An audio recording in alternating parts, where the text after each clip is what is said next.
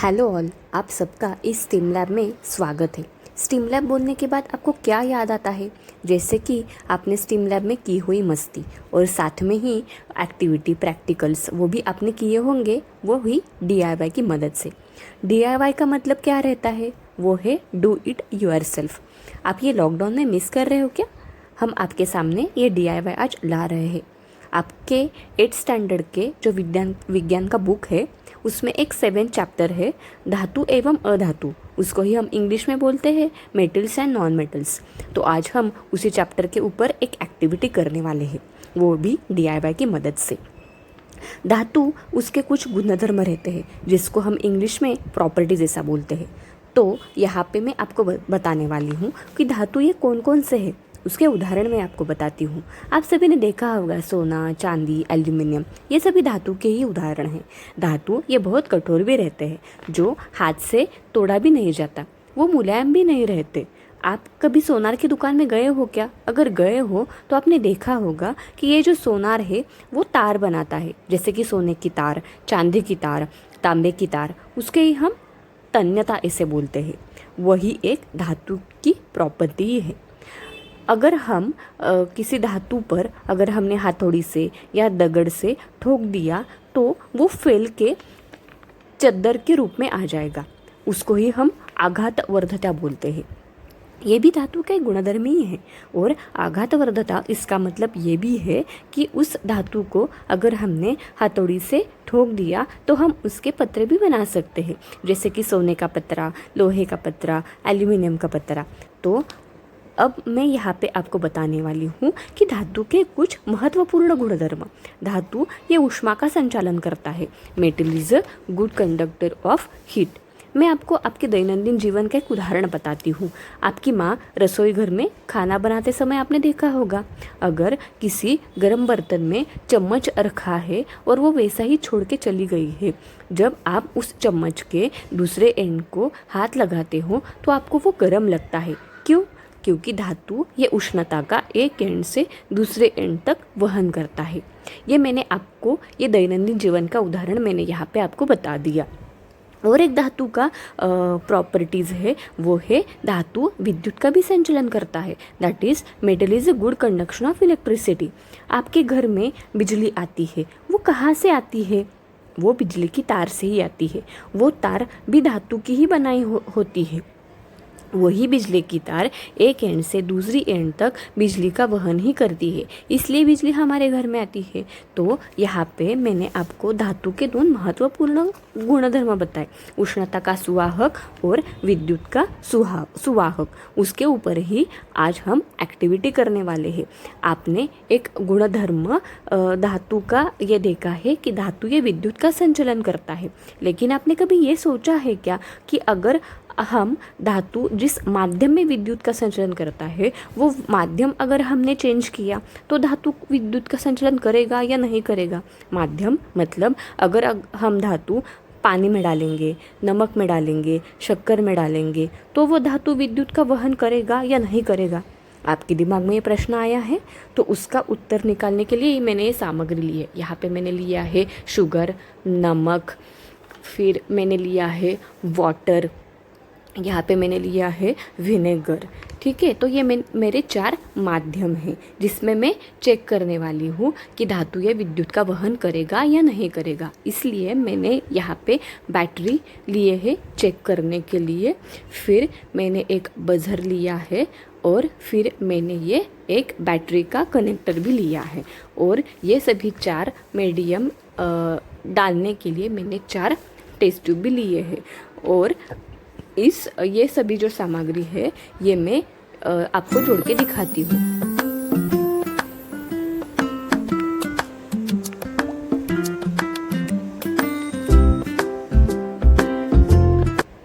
तो ये सभी जोड़ने के बाद अभी ये ऐसा दिखेगा।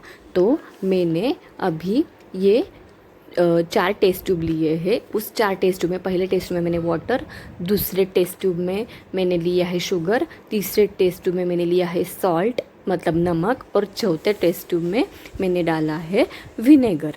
ओके, तो अभी मैं ये मेरे 4 माध्यम हो गए जिसमें मैं चेक करूँगी कि मेटल मतलब धातु इलेक्ट्रिसिटी पास करेगा या नहीं करेगा।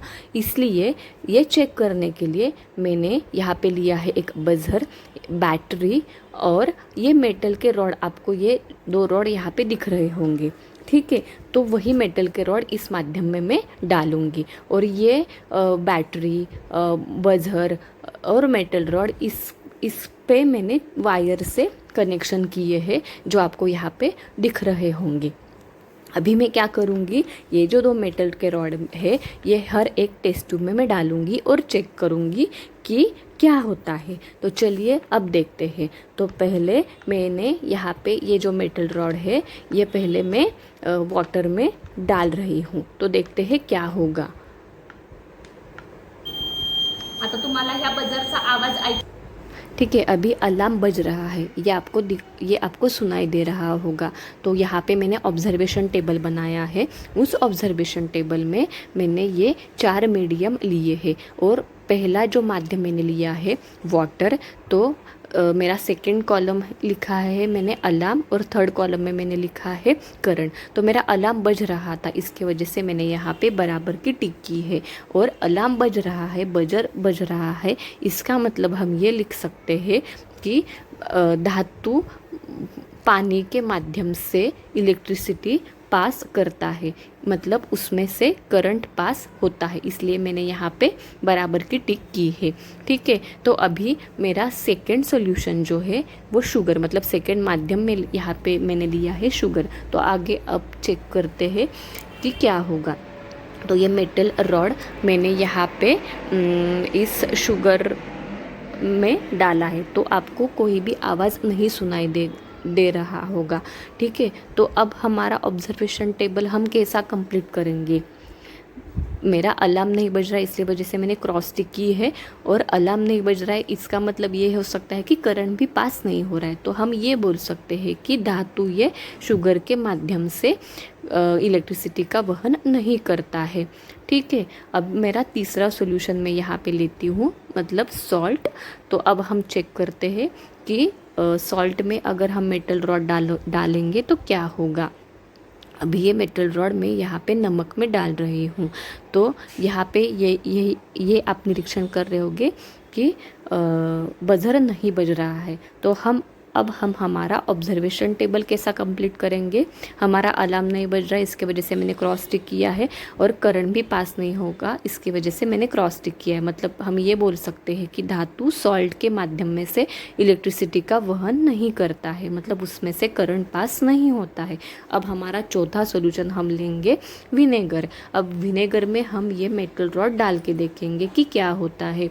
अभी आपको सुनाई दे रहा होगा कि बजर यहाँ पे बज रहा है। तो अब हम ये बोल सकते हैं कि धातु ये विनेगर के माध्यम से इलेक्ट्रिसिटी का वहन करता है। इसके वजह से मैंने यहाँ पे अलार्म पर बराबर टिक की है और करंट पे भी बराबर टिक की है, ठीक है। तो मैंने 5वां सॉल्यूशन लिया है नमक प्लस पानी, ठीक है। तो नमक प्लस पानी करने के लिए मैंने यहाँ पे नमक लिया, यहाँ पे पानी लिया है और टेस्ट ट्यूब में उसका मिश्रण मैंने बनाया है। अब मैं चेक करूँगी कि अगर मैं मेटल रॉड, अगर मैं धातु इसमें डालूँगी तो इलेक्ट्रिसिटी का वहन होगा या नहीं होगा। तो आइए अब देखते हैं। तो मैंने डाल के देखा तो आपको ये बजर सुनाई दे रहा होगा। तो अब हम ये कह सकते हैं कि जो वाटर प्लस सॉल्ट इसका जो सॉल्यूशन लिया था उसमें से करंट भी पास हो रहा है और अलार्म भी बजा है, ठीक है। तो हम ये बोल सकते हैं कि धातु ने सॉल्ट प्लस वाटर इस मिश्रण में से क्या किया है, इलेक्ट्रिसिटी का वहन किया है। तो ये मेरा ऑब्जर्वेशन टेबल आप देख सकते हो। तो हम ये बोल सकते हैं कि 5 माध्यम में से वाटर, विनेगर और सॉल्ट प्लस वाटर इस माध्यम में से मेटल ने इलेक्ट्रिसिटी का वहन किया। तो इसका कंक्लूजन, इस एक्टिविटी का कंक्लूजन ये है कि धातु ये विद्युत का संचलन करता ही है, लेकिन धातु जब विद्युत का संचलन करता है ये मीडियम के ऊपर डिपेंड है। मीडियम बदलेगा तो वो विद्युत का संचलन करेगा या नहीं।